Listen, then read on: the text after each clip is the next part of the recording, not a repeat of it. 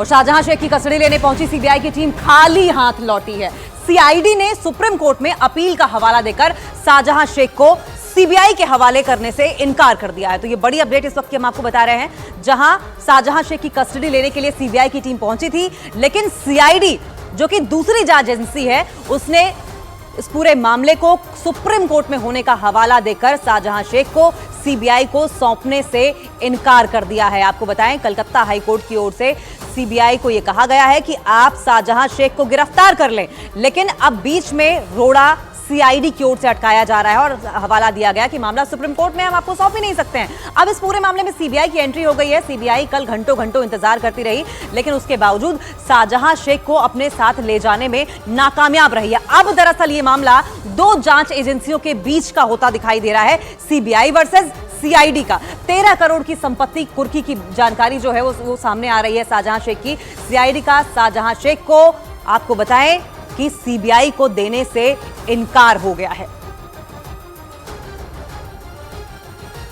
तो पश्चिम बंगाल बीजेपी अध्यक्ष सुकांत मजूमदार ने ममता सरकार पर शाहजहां शेख को बचाने का बड़ा आरोप लगाया है। लेकिन देखिए संदेश खाली की टाइमलाइन क्या क्या रही है। सबसे पहले तो समझिए कि 8 फरवरी को क्या हुआ।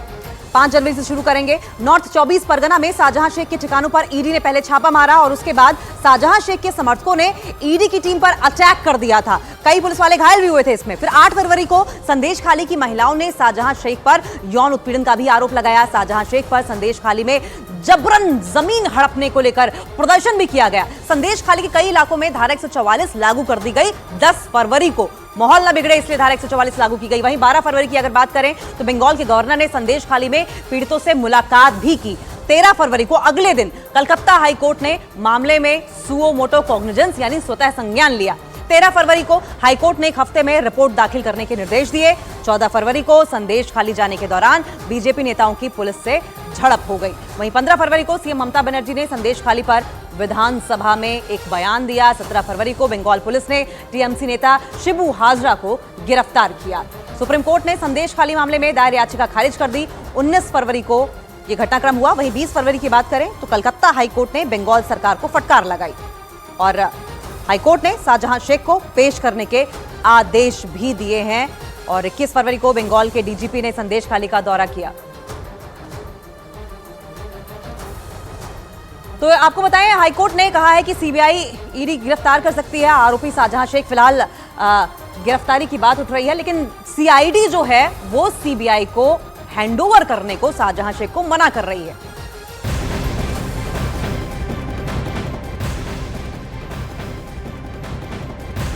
और पश्चिम बंगाल बीजेपी अध्यक्ष सुकांत मजूमदार ने ममता सरकार पर शाहजहां शेख को बचाने का बड़ा आरोप लगाया है। साथ ही अभिषेक बनर्जी के शाहजहां शेख के साथ आर्थिक तार जुड़े रहने की बात कही है। तो ये बड़ी अपडेट, सुकांत मजूमदार ने ममता सरकार पर शाहजहां शेख को बचाने का बड़ा आरोप लगाया है। साथ ही अभिषेक बनर्जी के शाहजहां शेख के साथ आर्थिक तार जुड़े रहने की बात भी कही है।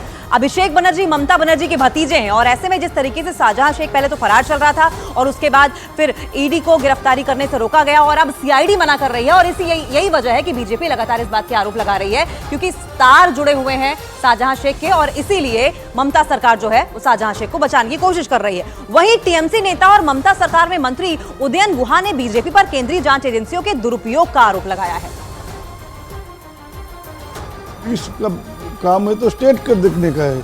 वो लोग क्यों अभी रूट मार्च कर रहे हैं? इलेक्शन डिक्लेयर होगा तब वो लोग रूट मार्च करेगा, यही तो तरीका है। बाकी हम लोग जानते नहीं है कि क्यों इस बार इतने पहले वो ये पैरामिलिट्री फोर्स आ गया। आपको क्या लग रहा है किसको ये किया? वो तो क्या लग रहा है, क्यों लग रहा है वो तो पता नहीं है। वो क्यों कर रहा है, अभी कौन किसका दिमाग में क्या है वो भी हम लोग को पता नहीं है। वो तो ठीक है, सीबीआई तो बहुत सारी इंक्वायरी कर रहा है। अभी तक तो एक तो पनिशमेंट हुआ नहीं, चार्ज फ्रेम किया नहीं अभी तक। देखिए क्या होता है। और हमारी सहयोगी आशिका का हम सीधा रुख कर लेंगे, संदेश खाली से हमारे साथ मौजूद है। आशिका, सबसे पहले तो ये बताइए, ये दो जांच एजेंसियों का फेस ऑफ दिखाई दे रहा है, सीबीआई वर्सेस सीआईडी, ऐसी नौबत क्यों आई है? देखिए पहली बात तो मैं बारासात में हूँ, प्रधानमंत्री का कार्यक्रम यहाँ पर होने वाला है और जो कल की घटना हुई, करीब 2 घंटे इंतजार किया सीबीआई के अधिकारियों ने और पुलिस ने यह हवाला दिया कि क्योंकि राज्य सरकार सुप्रीम कोर्ट मूव कर रही है इसलिए शाह को वो उनके सुपुर्द नहीं कर सकते हैं। और हालांकि सुप्रीम कोर्ट में जब राज्य सरकार पहुंची उन्होंने त्वरित इस पर जो है वो पूरी कार्रवाई हो इसकी मांग की थी, जिसको सुप्रीम कोर्ट ने उस समय सुना नहीं। लेकिन अब आगे क्या होता है, क्योंकि आज हो सकता है फिर हाई कोर्ट का रुख करे सीबीआई और ईडी। आशिका, जिस तरीके से आप वहां पर मौजूद हैं, आप आज तक हमने देखा है कि अंडर वाटर टनल का एक्सपीरियंस हमने विदेशों में ही लिया है, ये नया एक्सपीरियंस अब होने जा रहा है। पीएम एक सौगात देंगे, लेकिन संदेश खाली की महिलाएं क्या वहां मौजूद हैं जहां आप मौजूद हैं? देखिए संभव है कि संदेश खाली की महिलाएं भी बारासात आए जहां पर आज प्रधानमंत्री का कार्यक्रम है। फिलहाल देखिए महिलाओं की तस्वीरें मैं आपको दिखाऊं, पारंपरिक परिधान जो है ना पश्चिम बंगाल का उसमें, और ये नारी शक्ति का कार्यक्रम जिसमें हम दिखाएंगे। क्या नारे लगा रही थी आप लोग अभी? मोदी जी स्वागतम, मोदी जी स्वागतम, स्वागतम स्वागतम, मोदी जी स्वागतम, स्वागतम स्वागतम। साथ ही साथ ये सवाल पूछे कि आज इस जनसभा के साथ साथ बहुत बड़ा तोहफा देने जा रहे हैं प्रधानमंत्री, एक अंडर वाटर टनल जिसमें से देश का पहली बार होगा जिसमें से मेट्रो दौड़ेगी। हम लोग का पश्चिम बंगाल में ये जो प्रकल्प प्रधानमंत्री जी उद्বোधन करेंगे, इसके लिए प्रधानमंत्री जी को हम लोग पश्चिम बंगवासी के तरफ से बहुत बहुत धन्यवाद। और आज सब नारी शक्ति के साथ में प्रधानमंत्री पहले से भी है और पश्चिम बंगाल के नारी शक्ति जैसे बार बार संदेश खाली की बात करें सबसे पहले, वही बोल रही है। संदेश खाली सिर्फ नहीं है, पश्चिम बंगाल के माने प्रांतिक अंचल में भी जैसे महिला के ऊपर धर्षण अत्याचार हो रही है, मोदी जी यहाँ पे आके नारी शक्ति को एक शक्ति देके जाएंगे। हम लोग को पास जब मोदी जी है, इस शक्ति को लेके हम घर में जाएंगे और नारी शक्ति और भी ये जो दुर्नीतिबाज सरकार है उसको उत्खात करने के लिए हम लोग लड़ाई में लगे। देखिए तो सिर्फ संदेश खाली नहीं बल्कि पूरे पश्चिम बंगाल की महिलाएं जो हैं वो संदेश खाली की घटना को लेकर के चिंतित है और प्रधानमंत्री का आज उनके साथ खड़ा होना ये उनके लिए बड़ी बात है। आशिका, जाहिर तौर पर इस वक्त महिलाएं बड़ी उम्मीद की नजरों से देख रही हैं, पीएम मोदी का इंतजार है। और कौन सी ऐसी बड़ी परियोजनाएं होंगी जिनका उद्घाटन आज प्रधानमंत्री नरेंद्र मोदी द्वारा किया जाएगा? आशिका, देखिए पिछले एक हफ्ते में जो है कई हज़ार करोड़ की परियोजनाएं वो दे चुके हैं और चाहे रेल हो, चाहे फिर ऑयल हो, चाहे फिर एलपीजी की बात हो, हर क्षेत्र में जो है करीब पहले दिन 7,500 करोड़, उसके बाद उससे भी बड़ी राशि पश्चिम बंगाल को दी। आज संभव है कि ये जो रेल की परियोजना है, कई मेट्रो स्टेशन का और भी उद्घाटन होगा, कई और जो है वो चीज़ें पश्चिम बंगाल को बड़ा तोहफा पश्चिम बंगाल को आज मिलेगा प्रधानमंत्री की तरफ से। अंकिता, ठीक है आशिका, ये रोड शो और जनसभा है, यहाँ पर लोगों की भीड़ से आपको क्या मिजाज दिखाई दे रहा है लोगों का पीएम मोदी की रैली को लेकर?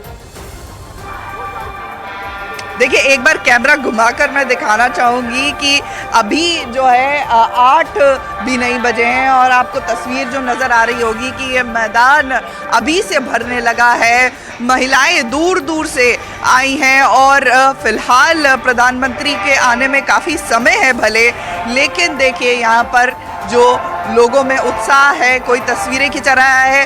तस्वीरें खींच गई है? नमस्कार, तस्वीरें खींच गई आपकी? हाँ जी खींच लिए, बोलिए। और आज प्रधानमंत्री आ रहे हैं, कितना खास? आज बहुत खास है हम लोगों के लिए, क्योंकि वेस्ट बंगाल में आप लोग देख ही रहे हो, चारों तरफ माँ बहनों की सेफ्टी के लेके, हम लोग अपनी सेफ्टी के लेके, प्रधानमंत्री जी हमेशा नारी शक्ति को आगे रखते हैं, नारियों के लिए सोचते हैं। आज उसी के लिए प्रधानमंत्री यहाँ आए हुए हैं। संदेशखाली पे जो नारी शक्ति के लिए हुआ है उसी के लिए आज प्रधानमंत्री जी यहाँ आए हुए हैं। तो हम लोग बहुत उम्मीद लगा के रखे हैं कि हम लोगों को जो संदेशखाली में हो रहा है उसके ऊपर प्रधानमंत्री जी अपना कुछ। बिल्कुल, देखिए तो यहाँ जो पूरा मैदान है ना, तस्वीर ऐसे लग रही है जैसे दुर्गा पूजा आ गया हो, क्योंकि सभी महिलाएं जो हैं वो साड़ी में, पारंपरिक परिधान में और लाल पाड़ या सफ़ेद साड़ी जो कहते हैं ना खास तौर पर, उसमें आपको नज़र आ रही होंगी। तो ये एक तरफ सुरक्षा की भी तस्वीरें मैं आपको दिखा दूं अंकिता, जहां पर आपको पुलिस बल जो है वो भारी संख्या में नज़र आ रहा होगा। प्रधानमंत्री के लिए खास तौर पर ये तैयारी की गई है। सुरक्षा वहां पर, और आशिका जो तस्वीरें आप हमें दिखा रही हैं वहां पर महिलाओं की संख्या हमें ज्यादा देखने को मिल रही है, जिसका साफ मतलब ये है कि महिलाओं को प्रधानमंत्री नरेंद्र मोदी से अच्छी खासी उम्मीदें हैं। लेकिन आप हमें ये भी समझाइए आशिका कि पीएम नरेंद्र मोदी का कोई ऐसा खास तय कार्यक्रम नहीं है संदेश खाली की महिलाओं से मुलाकात करने का, लेकिन उम्मीद है महिलाओं को कि पीएम मंच से कुछ ऐसा कहेंगे जिससे कि उनकी जिंदगी में कम से कम कुछ हद तक बदलाव तो आएगा। निश्चित तौर पर पहली बार जब प्रधानमंत्री आए थे ना, तो उन्होंने जो जनसभा की थी आधे घंटे में करीब 7 बार नाम संदेश खाली का लिया था। अब तो ये वो जिला है, यहाँ से थोड़ी ही दूर संदेश खाली है, और यहाँ पर जब महिलाओं के बीच में प्रधानमंत्री होंगे तो क्या खास महिला सुरक्षा को लेकर के कहते हैं, ये देखना बड़ी बात होगी। अंकिता, ठीक है, शुक्रिया आशिका आपका। हम रुक करेंगे, लेकिन जिस तरीके से तमाम महिलाएं वहां पर मौजूद हैं, ऐसे में महिलाओं की उम्मीद ये भी है कि संदेश खाली की महिलाओं से प्रधानमंत्री नरेंद्र मोदी अलग से मुलाकात करें। संदेश खाली मामले में कोलकाता हाईकोर्ट के आदेश के बाद सीबीआई ने एफआईआर दर्ज कर ली है। सीबीआई ने संदेश खाली में ईडी की टीम पर हुए हमले के मामले में आरोपी शाहजहां शेख समेत अन्य आरोपियों के खिलाफ जांच शुरू कर दी। वहीं हाईकोर्ट के आदेश के खिलाफ बंगाल सरकार सुप्रीम कोर्ट पहुंच गई है। तो बड़ी अपडेट, संदेश खाली मामले में कोलकाता हाईकोर्ट के आदेश के बाद सीबीआई ने एक तरफ एफआईआर दर्ज कर ली है।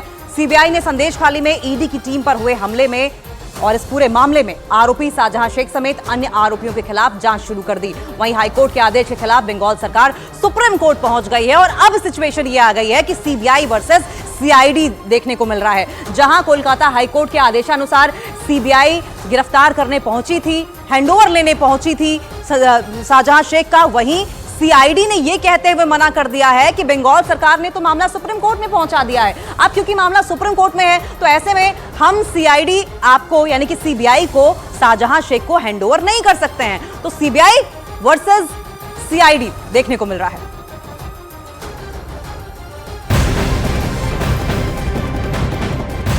और एक और ब्रेकिंग न्यूज सामने आ रही है पश्चिम बंगाल से, जहां ईडी ने टीएमसी नेता शाहजहां शेख की संपत्तियों को कुर्क कर दिया है। ईडी ने शाहजहां शेख की 14 चल अचल संपत्तियों को कुर्क किया। ईडी ने उनके 2 बैंक खातों को भी सीज कर दिया है। ईडी के सूत्रों के मुताबिक उन दोनों बैंक खातों में करीब 13 करोड़ रुपए जमा थे। शाहजहां शेख पर ईडी ने यह एक्शन पश्चिम बंगाल के कोलकाता और संदेश खाली में बनाई गई संपत्तियों पर लिया है। तो लगातार ताबड़तोड़ एक्शन शाहजहां शेख पर जारी है।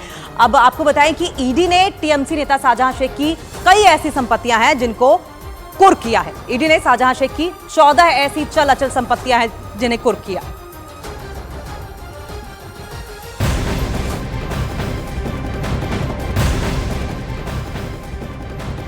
और बीजेपी ने टीएमसी नेता का वीडियो जारी करके टीएमसी पर प्रशासन और पुलिस की मदद से पश्चिम बंगाल में चुनाव जीतने का आरोप लगाया है।